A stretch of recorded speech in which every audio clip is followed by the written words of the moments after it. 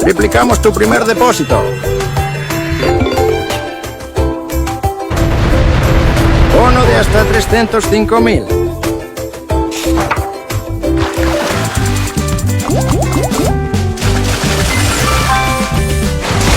Mira cómo ganan otros y únete tú también.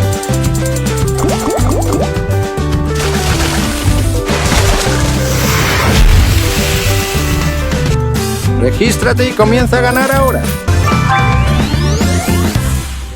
I see a perfect 250mm disc of crystal clear acrylic that has been hidden from the world for 20 years, just waiting for the moment it gets to spin again. There's something almost sacred, almost meditative about rescuing objects the rest of the world has already written off. This monitor once sat on someone's desk while they sent their first nervous emails, watched grainy YouTube videos at 360p, laughed at stupid memes, maybe even edited their wedding photos. It was part of countless small human moments, and now every circuit board, every screw, every tired capacitor inside it is dead, except this one piece of acrylic that is still flawless. Tonight, that forgotten piece becomes the heart of a real workshop machine, a disc sander that will quietly, faithfully smooth wood long after both it and I are gone. We're not building this because I can't afford a factory-made sander. We're building it because only when you take trash in your hands, cut it, weld it, balance it, and finally hear it roar to YouTube videos at 360p, laughed at stupid memes, maybe even edited their wedding photos. It was part of countless small human moments, and now every circuit board, every screw, every tired capacitor inside it is dead, except this one piece of acrylic that is still flawless. Tonight, that forgotten piece becomes the heart of a real workshop machine, a disc sander that will quietly, faithfully smooth wood long after both it and I are gone. We're not building this because I can't afford a factory-made sander.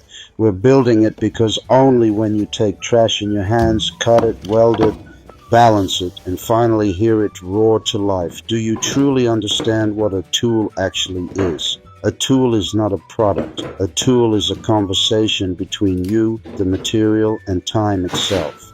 Tonight, the conversation partners are a 750-watt motor that somehow survived 3 completely burnt-out ventilation systems, random pieces of rusty square tube that have been leaning against a wall for years, and this thick, honest piece of acrylic that outlived its original purpose by 2 decades.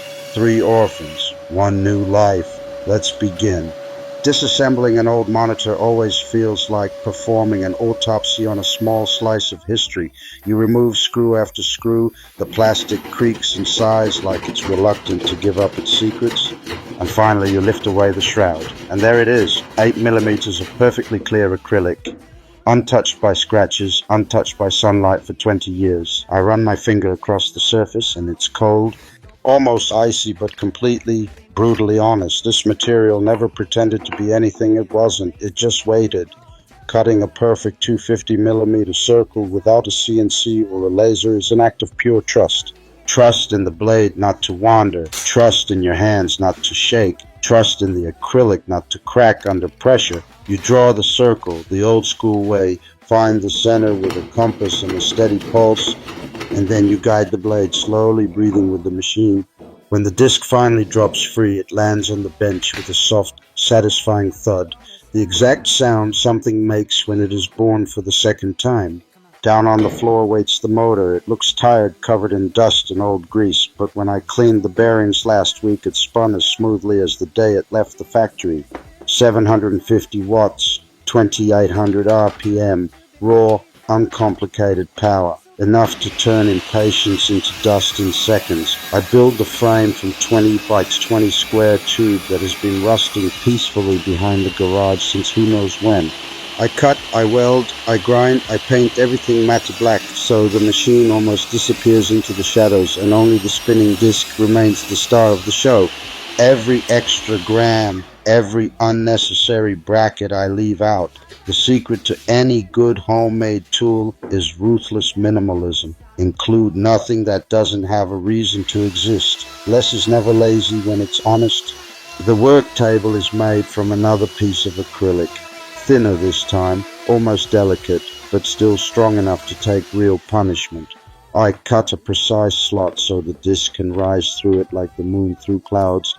Then I add the angle adjustment, a couple of slotted brackets, a wing nut, and suddenly it tilts smoothly from 0 to 50 degrees. Nothing here is over-engineered.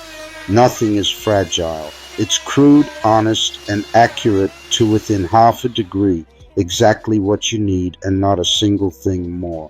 Across the entire face of the big disc, I glue industrial-grade hook and loop. When the first sheet of 80 grit abrasive rips onto it, the sound is pure commitment, like tearing open a letter you already know will change everything. Under the table, I weld a simple 50mm dust port aimed directly at the point where wood meets grit. Later, when a shop vac is connected, the storm of sawdust will vanish before it even learns your name. Clean work is respectful work. First power-up is always the moment of truth. The disc wakes, slowly finds its balance, then suddenly screams into full voice. For a split second, I'm afraid the acrylic will explode into 1,000 shards, but it doesn't. It just sings. I take a rough piece of oak that has been sitting in the corner since last winter and press it gently against the spinning surface. Centuries of growth, storms, sun, and wind disappear in warm golden snow that gets sucked away instantly.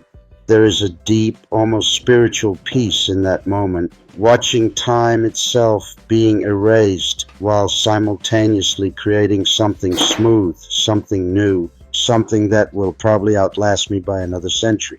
I switch to 240 grit and run the same board again. One more pass and the surface feels softer than skin, warmer than skin, alive in a way no piece of fresh lumber ever feels. This machine doesn't simply remove material. It removes noise from life. It removes hurry. It removes every excuse we ever had for doing things halfway. Real smoothness is never an accident. It is thousands and thousands of tiny, deliberate, controlled destructions, all moving in exactly the same direction.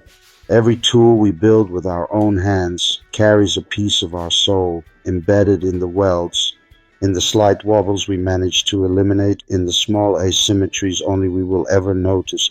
Factory machines are perfect, cold, interchangeable, soulless. This S-turn sander has my fingerprints in every corner, my tired late-night welds, my quiet stubbornness that refused to give up when something didn't fit the first time. That is how you know it is truly alive. Years from now, long after I'm gone, someone else will walk into this shop, flip the green button, and hear the same low growl rise into a scream. They won't know my name. They might not even know the story of the old monitor that gave its heart to make this happen. But they will feel the patience, the care, the thousands of small decisions spinning at 2,800 revolutions per minute. And in that moment, the conversation that started tonight will continue between them, the wood, and time itself. That, my friends, is why we build. Not for likes, not for views, not to prove anything to anyone. We build because turning trash into thunder is the quietest way I know to say thank you to the world for still letting us be part of it. Thank you for spending these minutes with me while something useless became something eternal. If this spoke to you even a little, leave a like, write in the comments what forgotten things you have brought back to life. I read every single one. Until the next time we make the impossible feel obvious, keep your hands dirty, your heart quiet, and your shop full of second chances. See you in the dust.